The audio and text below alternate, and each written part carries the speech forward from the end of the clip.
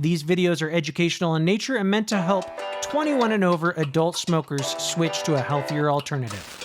Welcome back to the channel, folks. I am Matt. Hope you're all doing well, and Happy New Year. Hope everyone has a great 2026. Now, a question that I'm asked a lot is, what are the best disposables? Whether you love them or hate them, you have to acknowledge that disposables are a huge part of the marketplace now. So many people are getting initiated to vaping from a disposable first. They see it at a gas station, they try it out, so on and so forth.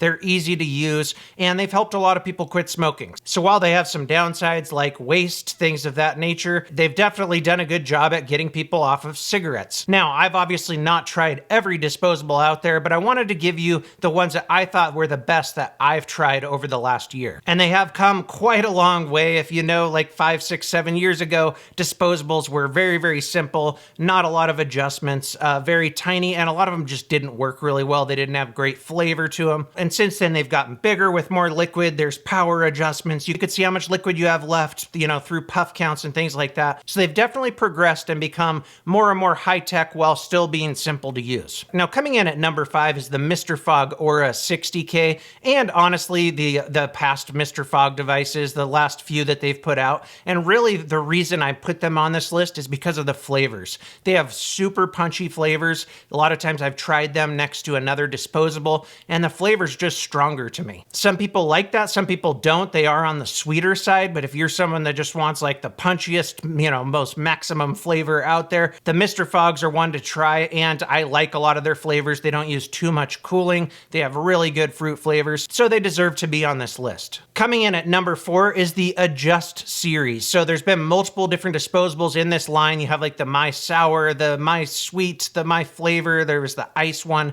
Pretty cool, where you can adjust, you know, how much ice you have in the vape, or how much sourness there is there, or how much sweetness there is. And all the flavors have been really, really good in that line. Definitely one where when they've sent me some to review, I've ended up vaping all of them just because I really liked it, especially those sour ones. Those ones were really good. So the way to think of those is kind of like a Lost Mary, but with a little bit of adjustment, where you can adjust how sweet it is, or you want the sour one, you can adjust the sourness, or the ice one is really nice because I don't like very much ice, so on and so forth. Really good brand, and I've enjoyed those. Coming in at number 3 is the Nexa Ultra 2. We could also put their Pix device on here. I really like the design of these, where you can see the full tank of liquid. Out of the box, they're unlikely to leak because it hasn't been engaged yet, so there's no liquid to that coil yet when you get one. You then have to basically push the pod in, it opens it up, and I like that you can see that full tank of liquid, so you can really get an idea of where your liquid level is truly at, and you're not just relying on a puff counter from the screen. Great flavors with those two. They still taste like a disposable because you have all that filament on one side that's soaking up, you know, 4 or 5 mLs,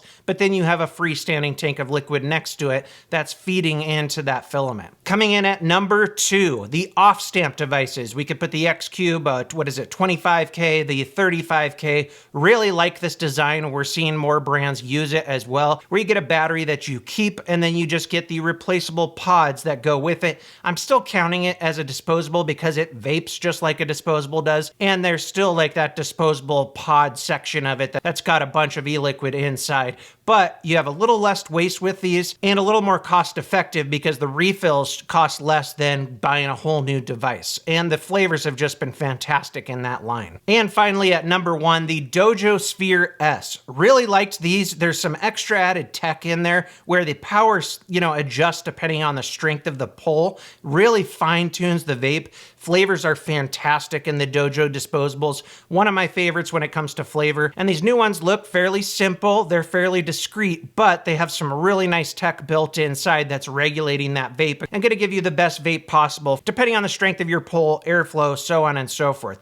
Really, really nice devices, great flavors, and all of these on my list are fantastic. There's a lot of good ones out there. Feel free to drop down in the chat your favorite from the last year. Like I said, I haven't tried all of them, but these are the ones that really stood out to me and ones that I can recommend to somebody if they need a disposable vape.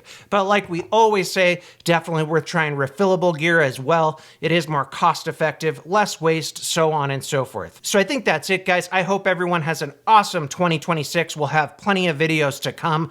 That about wraps it up. Until next time, thanks for watching.